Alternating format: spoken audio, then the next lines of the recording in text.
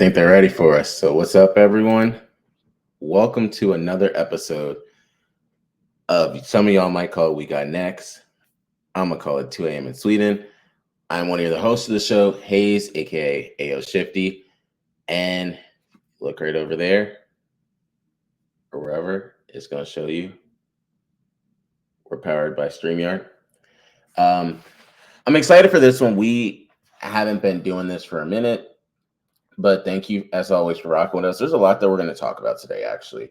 We're going to touch on, of course, what's been going on with the Caitlin Clark saga. I've gotten both sides of this conversation. We're going to touch on what's to come up in the coming weeks. We're going to talk about some things that have happened in the finance crypto world. We're going to then segue into what's been going on in resetting of the market in terms of the NFL. And then I'm going to close it out with some story time with Hayes. So that's kind of how the rundown is going to end up going. And just kind of getting all of this started, we have one more division in the AFC. That's going to be the AFC East. That's your Bills, your Dolphins, your Patriots, your Jets. So that one's going to be probably next week when it's me and Steven back on the show. And then so far, I haven't had too many negative things that have been said about our new show titled 2 a.m. in Sweden. So we're going to continue to roll with it. As always, if you all have any thoughts, suggestions, comments, things you want to end up seeing for the show, just let me know or let Steven know. We're always happy to end up putting it, on the show as always. But some people are like, why do we change the name? We changed the name because like 2-3 of our videos, people want to go flag them. So we were like, all right, we're going to change this name.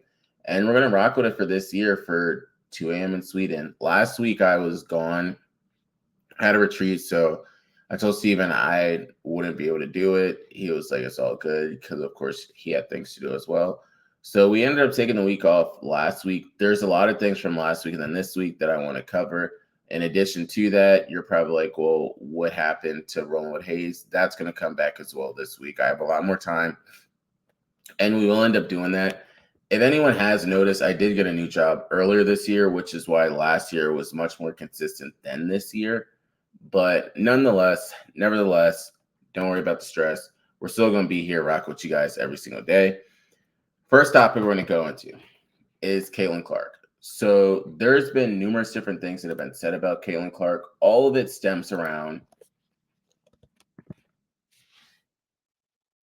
what Caitlin Clark has been doing for the league, and then how some of the players are jealous, some of the other players support her. Some of this goes around what Miss Kennedy ended up doing to her when the Sky and the Fever ended up playing, and just kind of how some of the other players on the team were, such as like Angel Reese and some others. Me personally, and I talked to some people at work, it's not as simple as some people want to think it is. So the first part is they can't baby her and coddle her. Yes, I get that. I don't even want them to do that. But at the same token, you can't mess up your prized possession too. I was explaining this to someone today, and I was just letting them know A'ja Wilson is very similar to LeBron James. LeBron James is the best player in the NBA, yes, but everyone can't aspire to be LeBron James. Caitlin Clark is very similar to Steph Curry.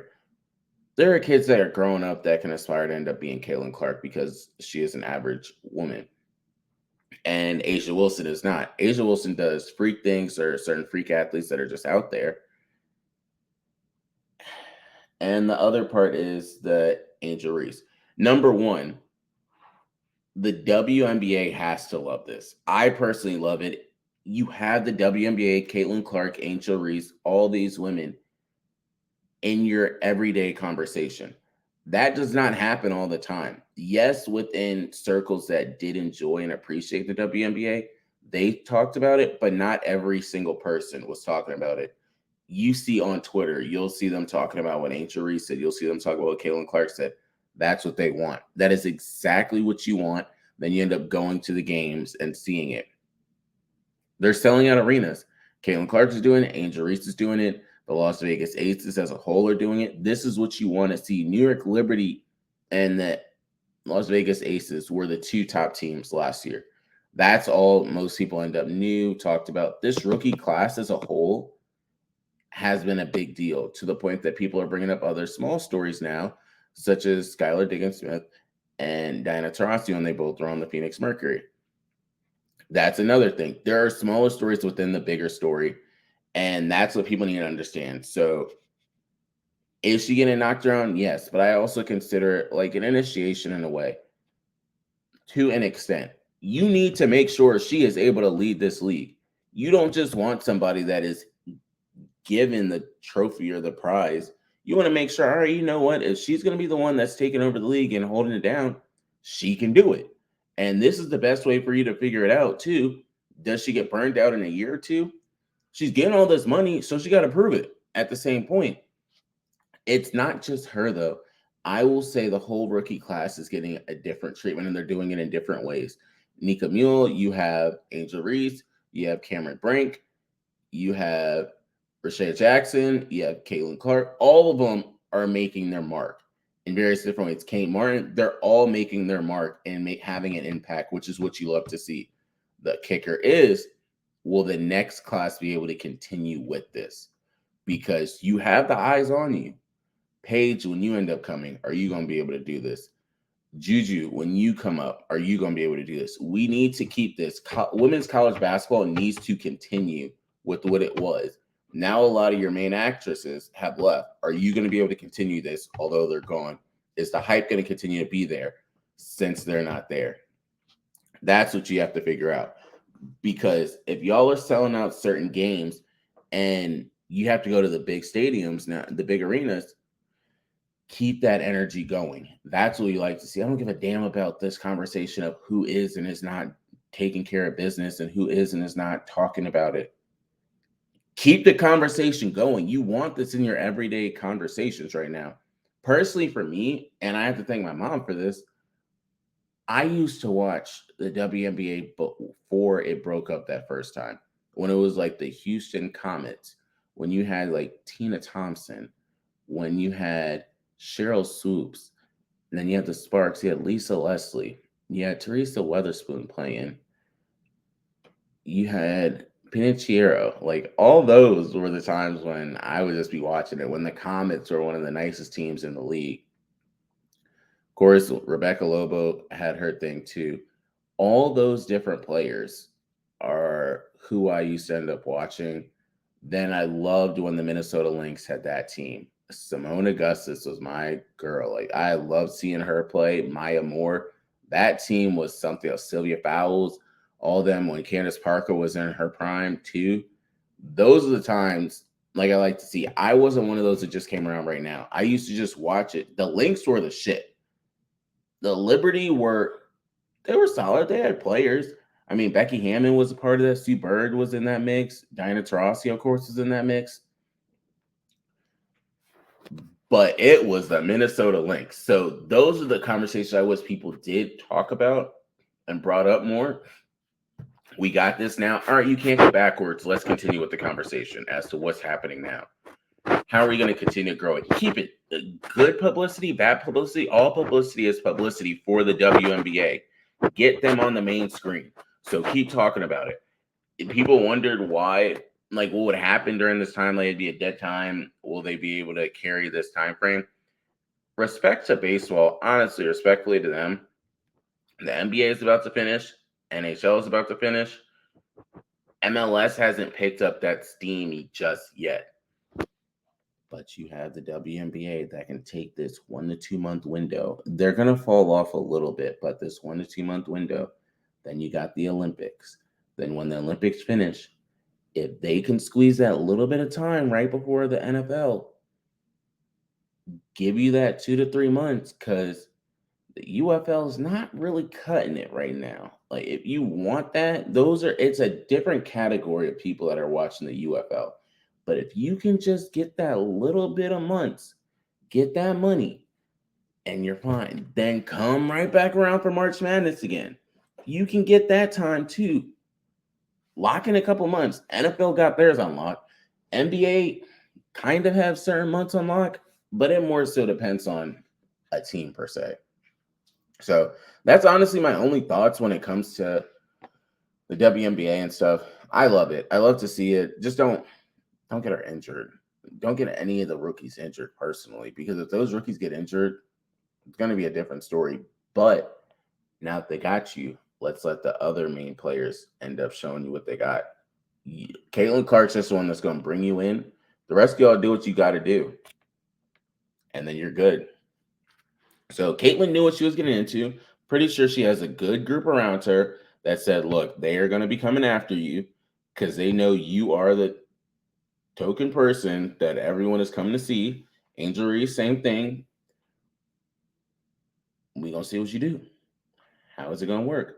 My only thing is, these teams are not even the teams that should be talked about. They got the good records. Indiana people don't have a good record right now. Chicago Sky don't have a great record right now. So can we get a little bit of talk about the Liberty? Can we get a little bit of talk about the Aces? Something, because you're going to see the Fever play the Liberty and they got waxed. So at least give some conversation towards the Liberty. But now that we got you, let's show you the product that we have. That's the first thing. Other thing I want to touch on and just go into is the NBA Finals. So that starts June 6th. That's 2 days from now, as of the recording of this, which I'm doing on June 4th. That's going to be something that a lot of people do talk about. It's going to be the Mavericks against the Celtics. Kristaps Porzingis is going up against his former team in the Mavericks. Kyrie Irving is going up against his former team at the Boston Celtics. Celtics didn't really like Kyrie Irving, so that's going to be one story. Luka Doncic essentially is going to be the face of the league at the rate that this is going. So Luka's there. You have Jason Tatum. You have Jaylen Brown, Derek White, Drew Holiday, Al Horford. Those are the main players for the Boston Celtics. On the other side for the Mavericks, of course, I mentioned you have Luka Doncic. You have Kyrie Irving. You have PJ Washington. You have Derek Lively. You have Derek Jones Jr. You have Daniel Gafford. And what did I say that a lot of people should think about with this? You have Daniel Gafford and Kristaps Porzingis, two players that played for the Wizards. I have told y'all time and time again that the Wizards are a goddamn rehab facility. You go there for a little bit, you leave, you go to a championship. Happens every time. It's just how the game turns out. Wizards are only good for, all right, cool, yeah, they have a player. Let's get that player off the team. They always trade them, just so happen, to the right team. So, me personally, you might as well start betting on these teams. So, whether it's an in-season trade or in the off-season trade, signing, whatever you want to call it, please always make a bet for that team that one of those Wizards players go for. You might end up winning the bet. You really never know. Or you might end up having to make it to the finals. So, players that I think will have a big impact. The first one is going to be Jaylen Brown. I will say the reason why I say Jaylen Brown is because he has all this, he's worth all this money. What is he going to do to end up proving it? So if Jaylen Brown doesn't have a good game, Jason Tatum's going to have to go up. Tatum got to have one of those really great games, because on the other side, Kyrie Irving and Luka are going to put up 25, 30 points every single day. Every single time, they're going to do it. Personally, me, I think this series is probably going at least 6 games. I can see it going to – it's not going to be a sweep. Everyone would be upset if it ends up just finishing in a sweep. So I would say it goes 6. To the public, to you all, I'm going to say the Celtics. If you know me, you know what I actually chose. That's all I'm going to leave it at. Kristaps is supposed to play. They say he's not 100%, but he's supposed to play. It's the finals. You just got to hope that he doesn't get injured. You got to give a lot of credit to Mark Cuban, just the way he created and designed this team. You got to give a lot of credit to Coach Kidd, Coach Mazzulla. They both did their thing. So mad props to both of them in this. And that's really it. Yeah, I will try to watch as much of it as I can. I'm excited to see what ends up happening for the NBA. It's not the players that people are used to back in the day. Like you don't have LeBron in there. Of course, Chris Paul's not in there. Steph Curry's not in there. Giannis isn't in there. Kevin Durant isn't in there.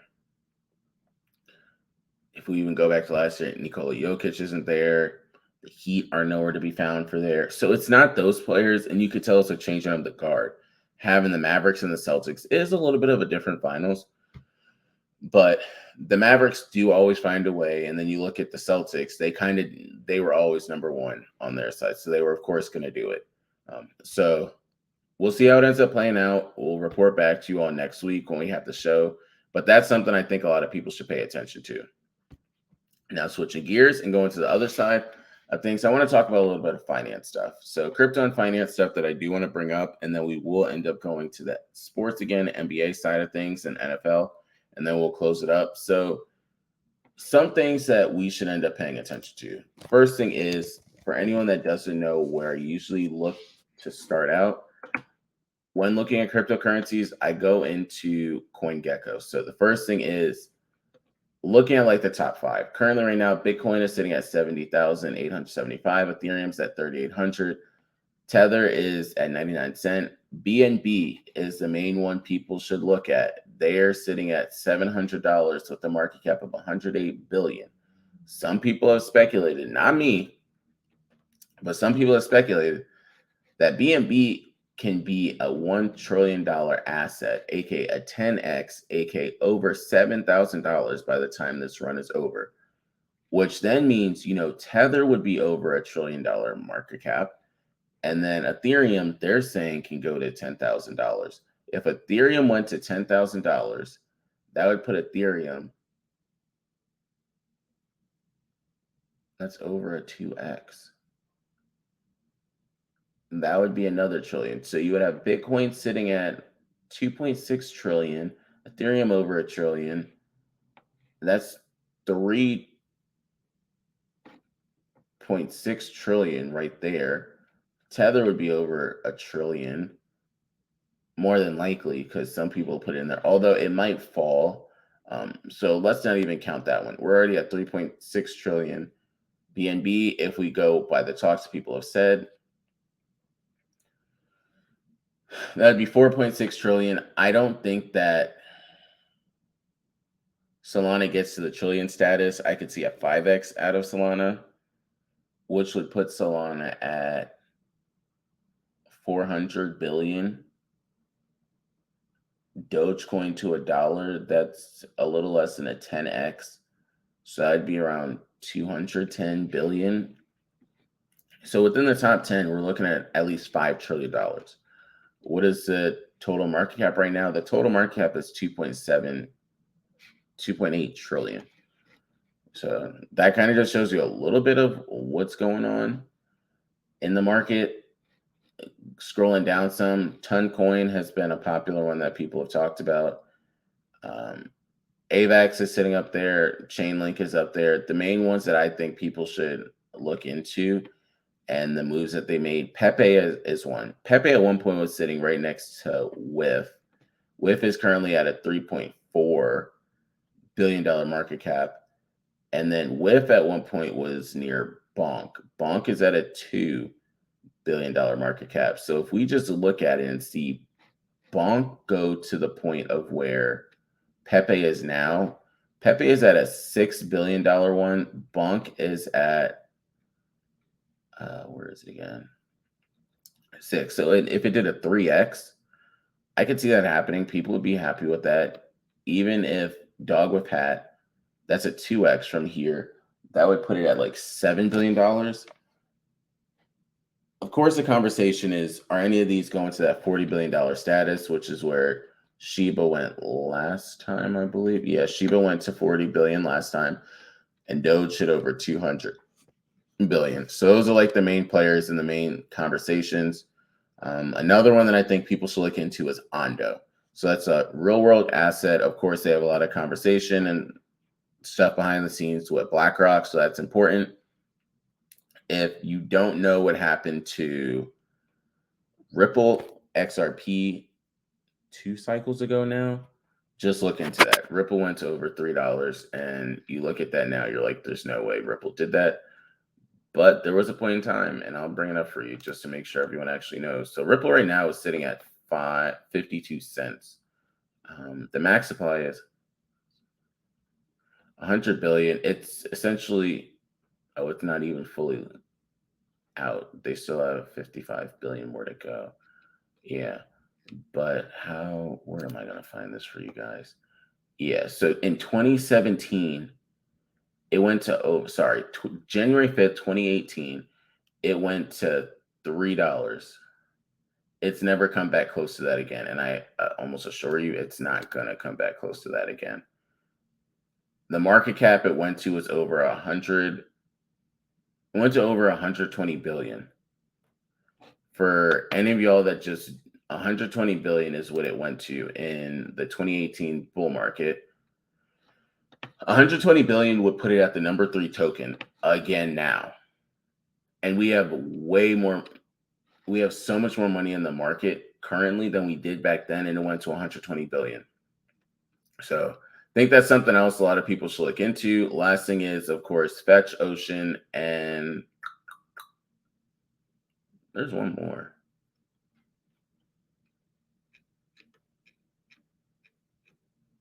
I'll remember it in a little bit, but it's Fetch, Ocean.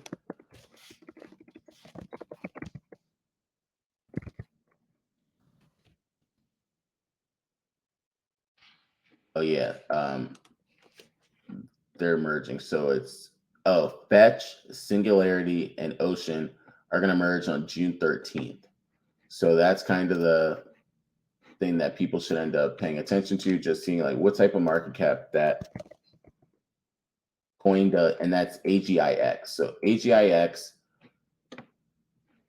Fetch, FET is a ticker, and then Ocean is a ticker. They're all going to merge into one AI coin, which will put it essentially at one of the highest cryptocurrencies for the AI sector that there is. Second thing I want to end up bringing up to you all are a couple of tokens, and I'll just take in the top 100 for this, and I'll go outside of the top 100. First one is Brett. So I've been hearing about Brett probably since, I would say, $200 million market cap. So since then, it's done a 5x. Brett is currently sitting as the number 94 market cap token. Another one is Ordi. People talk about, if you're over on Bitcoin, I think that's not a bad play for people. Quant, I used to be heavy into. I'm actually going to move my quant back probably into Ondo, if anything. And then the other one's Jupe. I will always love Jupe. If you look at what Uniswap did, that's what I believe Jupe can end up doing. Jupe is currently at a $1.6 billion market cap. If we look at Uniswap right now, it's at an 8.9. So even if we round both of these, that's over a 4x. So that's something that I think is realistic. And that's not even Uniswap's all-time high either. So I think that's another one that can do well. Pith Network is in the top 100. I think that's one that is a solid one. And what we're going to do is another thing as I'm going through this exercise. I don't think a lot of people understand how many tokens are on Solana that are in the top 100 now. You technically have Wormhole that's on Solana. You have Bonk that's on Solana. You have Juke that's on Solana. You have Pith that's on Solana.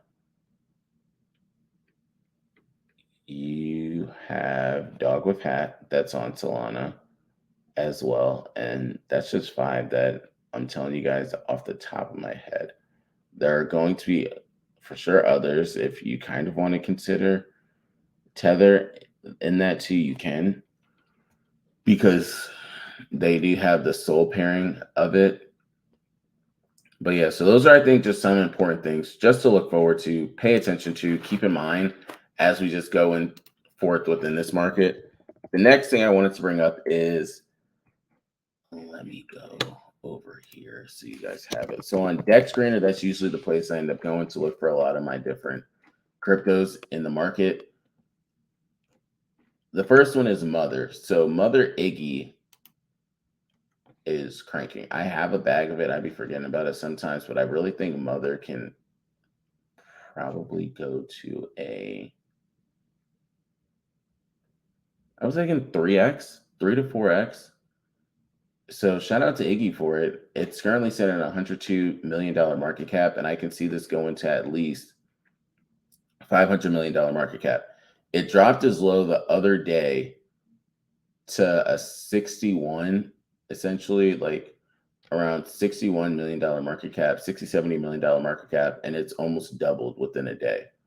Like maybe you got 50%, which is not terrible at all. If you even look, so from June 2nd, when it was sitting at 0.041 cents to now it's sitting at 10 cents, that's over 2.5x that you got. Credit to you if you got into that one, because you're looking pretty at that. And then if we even take this a step further back and just start it from, we'll even start it from the 1st of June. Nah, let's go from May 31st. You could have made a 5x easily off of this token just from the 1st of June. And well, May 31st. If you even want to take it back to May 30th, this token was less than a $10 million market cap. So within, what are we? Within a week, it's done this. This is insane. And the liquidity that it has there is $3.4 million. This token started not too long ago either. This token came out May 28th. And it's just ran.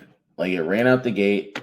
And then like, I don't know, here we are. So that's one that I think people should pay attention to. I'm in it.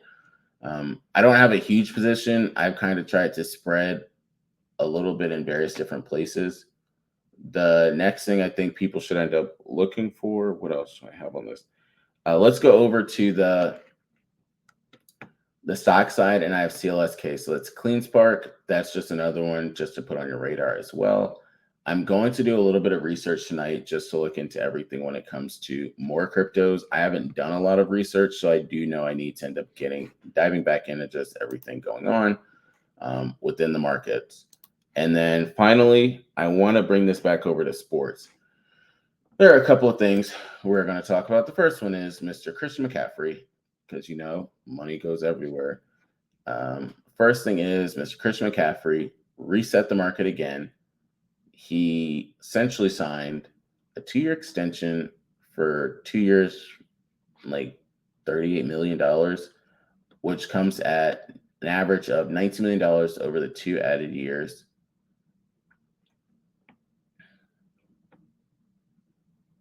Which is not terrible. I think when people read it before, which averages $19 million over the 2 added years, that just sounds like $10 million to me personally, my guy. Those 2 seasons had $0 remaining guaranteed dollars in base salary million. The extension guarantees all of that and comes with an $8 million more. Let me go here to look this up. Other thing that we're actually going to talk about is Justin Jefferson too, because my guy signed a deal too. But looking at Christian McCaffrey, so I had this and then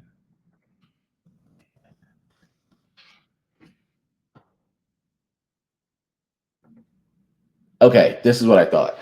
So some people's wording isn't the greatest, but Christian McCaffrey essentially reset the market again. He signed a 2-year extension with the 49ers, averaging $19 million per year.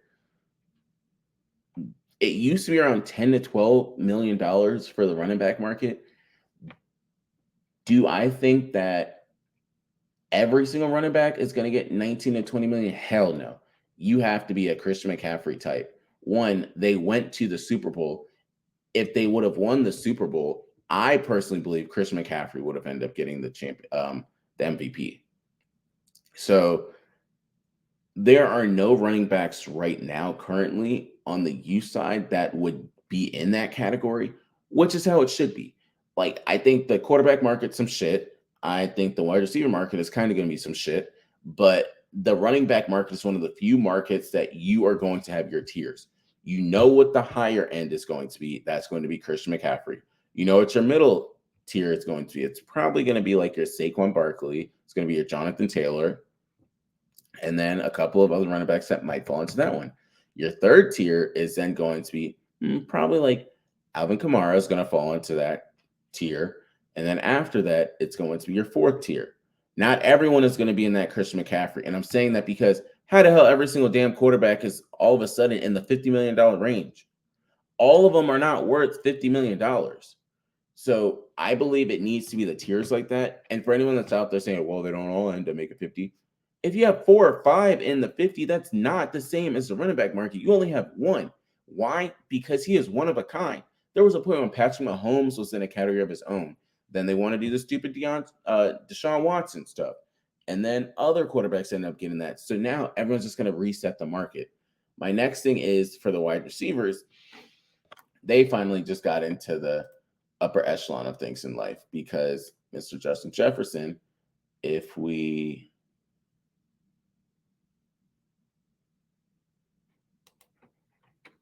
let's see if we can find it for you guys. He's getting over $30 million, essentially what I'm saying first. He just signed a deal, which was big. He got 4 years, $140 million, including $110 million guaranteed. You knew he was going to set the market. He is who he is. He is him. That's a big thing for him. And he's going to prove it time in and time out. You know, the next one that's going to end up being able to get the money, Jamar Chase. CeeDee Lamb is holding out. So pay attention to those because all of that is just going to continue to play a factor. And then after that, you're going to probably see some of the other wide receivers get their money. The big thing is with the wide receiver market, you wanted to lock your receivers up before this Justin Jefferson contract. You saw what happened with A.J. Brown. You saw the wide receiver twos like your Jalen Waddle. You had Devontae Smith get his contract as well. Of course, like a tier one, like Amon-Ra St. Brown got his money. You wanted to get this money out the way as soon as you could so that, all right, T. Higgins, Jamar Chase, they got to get their money. Let's try and get it out the way. T. Higgins, Jamar Chase, now these contracts just went up because of what Justin Jefferson did. They're not going to, T. Higgins won't get Justin Jefferson money per se, but he's going to get a good amount of money. Jamar Chase is going to be like, hey, yo, I'm the same as Justin Jefferson. We came from the same tree, came from the same spot. You're going to need to pay me. But the thing is, if you're paying a quarterback 50 mil, you're paying a wide receiver 30 plus mil, you can't pay another wide receiver 30 plus mil. So you're telling me you're going to be spending over $100 million on 3 players. You can't do that. That money can go to other individuals on the team. And that's where the salary cap starts to play a factor. Because if you're going to end up getting money just for that one particular person, you have to sacrifice in other places. And that's what some people are not necessarily willing to do. And then down the line, you have to end up working that money out. For example, you look at what the Chargers did. They had to give away Keenan Allen. They had to give away Mike Williams, but they ended up restructuring the deals for Khalil Mack and then Bosa. So kind of doing that, it did play an impact, but they chose defense and said we can get offensive players in other places. We'll see after like a year or two if that is the case or not. But just give the Chargers time. They chose one way. The Bears chose another way. The Vikings chose another way. The Bengals will choose another way. It's not necessarily right or wrong. You'll just see what is the more coveted position and which is the one that's stronger. Is it that wide receivers just are a dime a dozen? Or is it going to be defenders are a dime a dozen? The apple is in the eye of the beholder. I can say it's going to be defense, and that's what we need to focus on. But then another team might say offense, and if y'all meet in the final, in the championship, clearly y'all both are right in that way. So that's something else we'll just continue to monitor, see what ends up happening with this wide receiver market, what's going to happen with the running back market. There are no other running backs that are of note, respectfully, that are going to be getting top dollar amounts. So that's fine. The wide receiver market is the main thing. What's going to happen over there? Last thing we'll talk about is fantasy football. So we are in June right now. Fantasy football starts to come back around in August. So we got 2 months before the fantasy football season hits again. Make sure to start looking into things. You can follow what I have on Twitter. I do have bookmarks as well. I have a whole tab around fantasy football stuff because Justin Jefferson's going to be one of the top ones picked. Christian McCaffrey's going to be another one that's picked. Anyone out there that's listening to this, y'all better not take it. I'm trying to get Derrick Henry in every single damn league I got. Because if you saw what Gus Edwards did in this Ravens offense, do you know what Derrick Henry's going to do? This is like a match made in heaven for them. Another person I'm trying to get is George Pickens. George Pickens should be able to feast because they have much better quarterbacks up there now. So he should be able to do well. CeeDee Lamb, of course, should do well too. And get yourself one of the quarterbacks that are up there, whether it's Josh Allen, whether it's Lamar Jackson, Jalen Hurts. You can go that way too. I don't think that's a bad idea. Looking at the tight ends, of course, like Trey McBride is a smart one that people should end up looking into. Shout out to the other people that think the same way as me. Sam Laporta is another one. Mark Andrews is a big one. I'm probably staying away from Travis Kelce. He's getting older, so he's not going to end up putting up the numbers that Trey McBride or Sam Laporta will put up, because Sam Laporta had some games where it was just him, that he was that top person. And I think that they're starting to do that. If you want to wait a little bit, of course, George Kittle's another one out there that you can put some stock into. Bijan Robinson's another one people are going to be talking about. Now, the big positions that I have to start looking into what I'm going to do with is my kicker and defense. Quarterback, running back, wide receiver, tight end, I'm pretty fine on, and I have a good idea. Defense, I never know. Kicker is an important position because you want to get someone that their team isn't necessarily scoring touchdowns all the time, or you want to try and add up the stack. So if you can get a quarterback, wide receiver, kicker, you're good. If you remember back in the day, there was a time where someone had an elite stack. It was when the Denver Broncos had Peyton Manning, then you had Julius Thomas, then Demaryius Thomas, and the other kicker.